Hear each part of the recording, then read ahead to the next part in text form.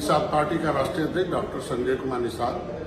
मैं जातीय जनगणना देश हित में है। मैं माननीय प्रधानमंत्री नरेंद्र मोदी जी को मैं आभार प्रकट करता हूं और धन्यवाद भी देता हूं। निषाद पार्टी हमेशा जातीय जनगणना के पक्षधर रही है और हमेशा इसका आंदोलन की है, जेल भी गए हैं। उसके लिए मैं हमेशा इसके लिए जो अभी विपक्ष में लोग हैं, कभी सत्ता में थे, इसके लिए बहुत अवरोध उत्पन्न किए, आज जो भी बोल लें। लेकिन मैं जातीय जनगणना जो मूल जनगणना करवाने का जो निर्णय आज लिया है माननीय प्रधानमंत्री जी ने, उसका मैं कैबिनेट के द्वारा उस जातीय जनगणना करवाने का जो निर्देश हित में स्वागत योग्य है। माननीय प्रधानमंत्री जी का प्रत्येक क्षण देश के हित के बारे में सोचते हैं और मैं यही कहता हूं कि मोदी हैं तो मुमकिन है, और आज उन्होंने पुनः इस बात की सच प्रतीत किया है। निषाद पार्टी और मछुआर समाज माननीय प्रधानमंत्री जी को जातीय जनगणना करवाने को लेकर आभार प्रकट करता है अपना। उन्होंने मैं आज कहता हूं कि 1931 में जो आबादी के अनुसार पूर्व में अंग्रेजों द्वारा जातिगत गणना कराई गई थी, क्योंकि जो क्रिमिनल ट्राइब्स एक्ट से प्रभावित जातियां थी, जिन्होंने कानून बनाकर उतारा था 12 अक्टूबर 1871 को, ऐसी जातियां जो भूमिहीन हो गई थी, ट्राइबल हो गई थी, वो जो है अपने रोजी रोटी को खो दी थी, वो एक तरीके से भूखों मरने कगार पर थी। ऐसे लोगों के लिए, उनके हित के लिए जब दुनिया का दबाव बना तो एक मतलब जनगणना कराई गई थी 1931 में, और दशा और दिशा दोनों जो उस समय जो है था जनगणना के अनुसार फिर से धीरे धीरे बदलना शुरू हुआ। सामाजिक न्याय के लिए जातिगत जनगणना बेहद जरूरी है, क्योंकि ये देश और सरकार को पता होना चाहिए कि कौन सी जातियों के विकास की धारा में नहीं जुड़ पाई है और कौन से लोग विकास की धारा में जुड़कर वो अपने को संपन्न हो चुके हैं। और संविधान के मुताबिक सामाजिक न्याय की जो बात की जाती है संविधान में अम्बेडकर के द्वारा, वो तभी होगा जब जातीय जनगणना के माध्यम से आर्थिक सामाजिक स्थिति का पता चल जाए कि इन जातियों के साथ अभी तक इतने लंबे अरसे से सबको वोट देती रही, सरकार बनाती रही, बदले में उन्हें क्या मिला है, ये बहुत जरूरी थी। आज उनको कैबिनेट से पास करके सरकार ने जो किया है उसे मैं धन्यवाद देता हूँ। इस तरीके से मैं कहूँगा कि मछुआ समुदाय के सभी उपजाति, निषाद, केवट, मल्ला, बिंद, कश्यप, हार्दी, मलय, तुरैहा, कश्यप, ये भर राजभर जो प्रजापति अति पिछड़ी जातियाँ जो उनकी आबादी अच्छी खासी है, ऐसे अति पिछड़ी जातियाँ जो अनुसूचित जात की सूची मझवार, गौड़, तुरैया, खरवार, बेलदार, खरोट, कोली 7 नामों में है, शिल्पकार भी है, बरमाली, पासी भी है। ऐसे भी इनकी जातियों को 1931 में, 1941 में जनगणना हुई थी, 1961 में हुई थी। कांग्रेस ने 1951 में बंद कर दिया था और 1961 में केवल अनुसूचित जाति की थी।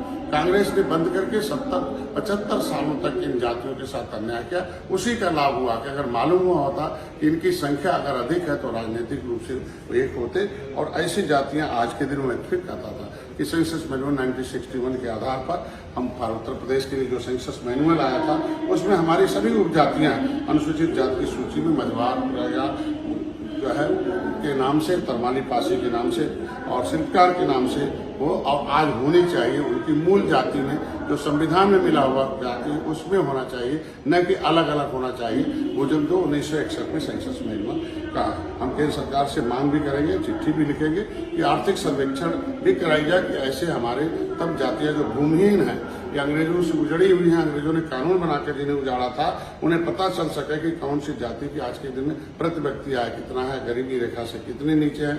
उन्हें विकास की मुख्यधारा में जोड़ने के लिए जो योजनाएं थी वो कम है, उसे और भी संचालित किया जा सके। जो भी आज के दिन में जिस तरीके से मैं अभी जाता हूँ गाँव में तो देखता हूँ कि इनके शिक्षा ही नहीं है, कोई एमए नहीं है, कोई बीए नहीं है, कोई इंटर में नहीं है। पता चला नियम हो गया पहले अनुसूचित जाति अधिनियम के अनुसार इनके ऊपर अत्याचार होता था, उसका नाम ही अनुसूचित जाति अत्याचार निवारण अधिनियम 1950 है। उसमें था इनके बच्चे सरकारी पैसे से पढ़ेंगे, सरकारी नौकरी करेंगे, इनकी बहन बेटियों की इज्जत सुरक्षित है, और ऐसे लोगों की सामाजिक सुरक्षा थी और आर्थिक सुरक्षा भी थी, इनकी जमीन जायदाद सब सुरक्षित थी, इज्जत सुरक्षित थी। लेकिन दुर्भाग्य है कि इन लोगों ने जो अभी खेल को मचा रहे थे इतने सालों से, जिन लोगों के कांग्रेस ने बंद किया था, सपा बसपा उनकी सहयोगी रही। 1994 में एक अधिनियम उत्तर प्रदेश में लगा दिया था, लोक सेवा, उत्तर प्रदेश लोक सेवा अनुसूचित जाति पिछड़े वर्ग आरक्षण अधिनियम 1994, उसमें लिख दिया कि जातियां हैं पिछड़ी, अब खाएंगी खिचड़ी। ऐसे जातियों को जो शिक्षा है वो छीन लिया था और जो उनका रोजगार छीन लिया था, उनका मिला हुआ संविधान में अवसर मिला हुआ। आज इस जाति जनगणना के अनुसार हमको लगता है कि संविधान में मिला हुआ हक इन जातियों को मिलेगा।